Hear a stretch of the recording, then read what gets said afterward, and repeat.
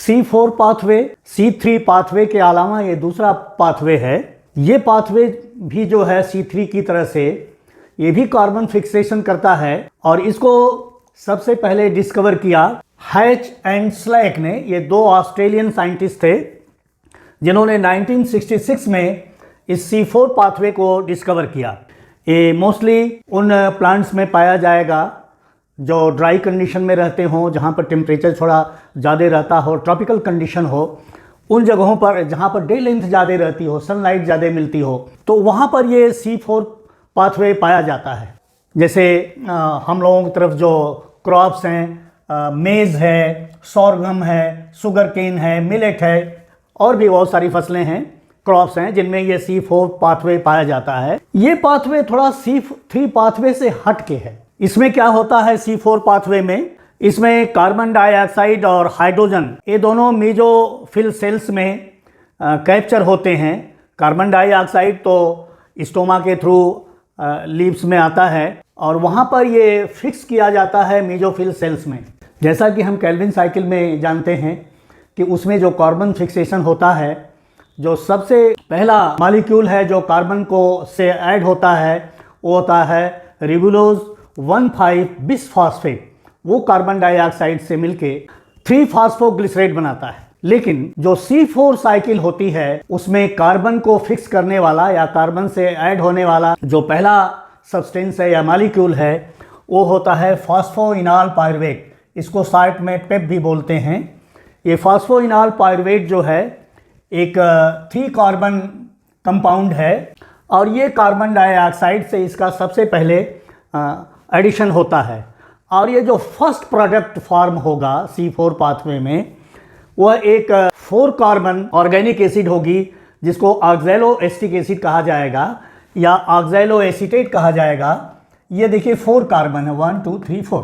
ये mesophyll cells में ये फंक्शन होगा फिक्सेशन का और ये जो एंजाइम रिस्पॉन्सिबल होगी इसके फिक्सेशन के लिए कार्बन डाइऑक्साइड के लिए उसको कहेंगे पेप कार्बोक्सिलेज।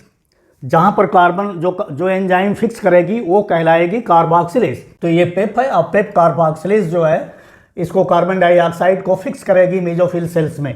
इसका दूसरा नाम है पेपकेज भी है, इसको किसी भी नाम से लीजिए, ज़्यादा उपयोग यही रहेगा कि पेप कार्बोक्सिलेज जिसको कहिए।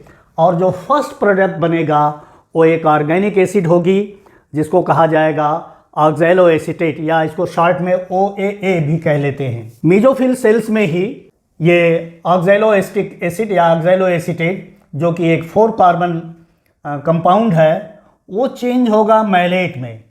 मैलेट जो है वहाँ से ट्रांसपोर्ट होगा थ्रू प्लाज्मोडेस्मा।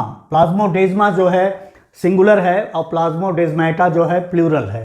तो ये प्लाज्मोडेस्मा के थ्रू जो है ये मैलेट जो है आ जाएगा एक दूसरे सेल में और इसमें बंडल शीथ सेल जो दूसरा सेल होगा उसको कहेंगे बंडल शीथ सेल।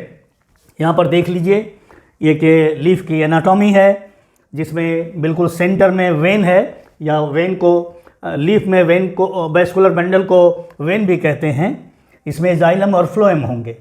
इसको सराउंड करता हुआ एक सेल की एक लेयर होगी या कई लेयर होगी जिसको कहेंगे बंडल शीथ सेल। तो ये बंडल शीथ सेल हैं, इसकी एक लेयर होगी या एक से अधिक भी लेयर हो सकती है और ये इसको सराउंड करता हुआ जो दूसरा लेयर है जो ये भी रिंग बना रहा है वो है मेसोफिल सेल्स का। तो मेसोफिल सेल्स देखें यहाँ पर बंडल शीथ सेल से अटैच्ड हैं। बंडल शीथ सेल की एक विशेषता होगी, पेक्युलरिटी होगी कि इसकी जो वॉल्स हैं वो थिक होंगी, इसमें रूडिमेंट्री क्लोरोप्लास्ट पाए जाएंगे और यहाँ पर देखिए जिसमें C3 पाथवे पाया जा रहा है उसमें ये जो बंडल शीथ सेल हैं इसमें क्लोरोप्लास्ट नहीं पाए जा रहे हैं। तो एक डिफरेंस है C3 और C4 प्लांट्स के बीच में। जब ये मैलेट यहाँ मेसोफिल सेल से ट्रांसपोर्ट होके बंडल शीथ सेल में आएगा, बंडल शीथ सेल मतलब येस, तो यहाँ पर देखिए ये सेल की 2 लेयर बन गई और ये 2 रिंग बन गई। तो इस तरह का जो स्ट्रक्चर लीफ में पाया जाएगा और वो स्ट्रक्चर पाया जाएगा C4 प्लांट्स जो हैं उन्हीं में। तो इसको कहा जाता है क्रेन्स एनाटॉमी। क्रेन्स में रिंग बनती है तो ये बिल्कुल देखिए ये चक्र बना रहा है तो इसको क्रेंज कहते हैं और इस तरह की एनाटॉमी को क्रेंज एनाटॉमी कहेंगे। तो जब ये मैलेट यहाँ पर आएगा बंडल शीथ सेल में, डीकार्बोक्सिलेशन इसका होगा। डीकार्बोक्सिलेशन का मतलब हो गया कि यहाँ से कार्बन जो इसमें आ गया था वो कार्बन निकलेगा यहाँ से, और कार्बन किस फॉर्म में निकलेगा? कार्बन निकलेगा CO2 के फॉर्म में, कार्बन डाइऑक्साइड के फॉर्म में, और दूसरा जो प्रोडक्ट निकलेगा इससे मैलेट से वो होगा पायरुवेट। तो ये मैलेट जो है 4 कार्बन है, एक कार्बन इसका आ गया कार्बन डाइऑक्साइड में और दूसरा और बचे 3 कार्बन, तो वो बन गए पायरुवेट। पायरुवेट यहाँ से फिर ट्रांसपोर्ट होगा मेसोफिल सेल में, तो ये डिफ्यूज़ कर जाएगा यहाँ से और यहाँ पर जाके 2 ATP मॉलिक्यूल्स स्पेंड होंगे, खर्च होंगे, और 2 हाई एनर्जी फॉस्फेट जो इससे निकलेंगे और इस रिएक्शन को करा के फिर से पेप का फॉर्मेशन कराएंगे। फॉस्फोइनॉल पायरुवेट का फिर से फॉर्मेशन होगा और फिर से ये कार्बन डाइऑक्साइड को ये फिक्स करेगा। तो ये इसका साइकिल यहाँ पर चलता रहेगा। और दूसरा काम यहाँ पर होगा, जो डीकार्बोक्सिलेशन से जो कार्बन डाइऑक्साइड निकली है इसका लेवल यहाँ पर बहुत हाई हो जाएगा, क्योंकि इन सेल्स की विशेषता है कि इनकी वॉल्स थिक होती हैं और ये इम्परवियस होते हैं गैसियस एक्सचेंज के लिए, तो दूसरी गैस यहाँ नहीं आ पाएगी। कार्बन डाइऑक्साइड जब यहाँ पर रिच होगी तो यहाँ पर जो इसकी फिक्सिंग होगी बहुत इफ़िशिएंट होगी। तो ये कार्बन डाइऑक्साइड जो है पंप की जाएगी, पंप करके कहाँ जाएगी? जहाँ पर रुबिस्को एंजाइम ज़्यादा होगी। रुबिस्को वो एंजाइम है, आपने C3 साइकिल में पढ़ा होगा कि रिब्यूलोज 1,5 बिसफॉस्फेट डीकार्बोक्सिलेज और ऑक्सीजनेज, इतना लंबा इसका नाम है। तो इतने लंबे नाम को शॉर्ट में कर दिया गया है रुबिस्को। तो रुबिस्को यहाँ पर बहुत इफ़िशिएंटली इस कार्बन डाइऑक्साइड के कार्बन को फिक्स करेगी। किसके थ्रू? अब यहाँ पर केल्विन साइकिल चलेगी। C3 पाथवे हो या C4 पाथवे हो, दोनों जो बनाएंगे शुगर, दोनों एक ही कॉमन पाथवे से जाएंगे और वो होगा केल्विन पाथवे, और जिसको C3 पाथवे कहते हैं। केल्विन साइकिल को C3 फोटोसिंथेसिस भी कहते हैं।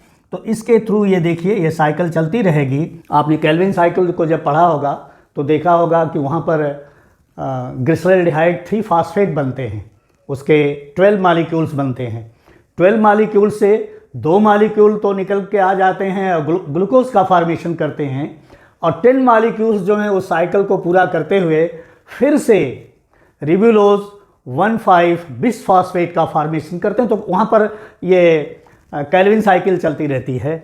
और C4 प्लांट में ये देखिए ये साइकिल मेसोफिल सेल्स में चलती रहेगी। मैलेट आएगा, कार्बन डाइऑक्साइड निकलेगी, पंप होगी, रुबिस्को के पास जाएगी, और रुबिस्को का काम ही है कि वो कार्बन को फिक्स करे। यहाँ पर ऑक्सीजन की बहुत कमी है, इसलिए मैक्सिमम कार्बन डाइऑक्साइड का फिक्सेशन हो जाएगा। तो C4 पाथवे का एडवांटेज क्या है? इसका एडवांटेज है कि ये फोटो रेस्पिरेशन को मिनिमाइज करती है। कहीं कहीं बुक्स में लिखा है कि C4 प्लांट्स में फोटो रेस्पिरेशन जो है एब्सेंट होता है, लेकिन मेरे ख्याल से अगर आपको ऑप्शन में कई चीज़ें पूछी जाएं कि एब्सेंट होता है कि मिनिमाइज करता है, तो मिनिमाइज आंसर इसका सही है, क्योंकि बिल्कुल ही एब्सेंट नहीं होती है, थोड़ी बहुत हो जाती है, क्योंकि इस एंजाइम में दोनों प्रॉपर्टी है, ऑक्सीजनेशन की भी, ऑक्सीडाइज भी करती है और रिड्यूस भी करती है।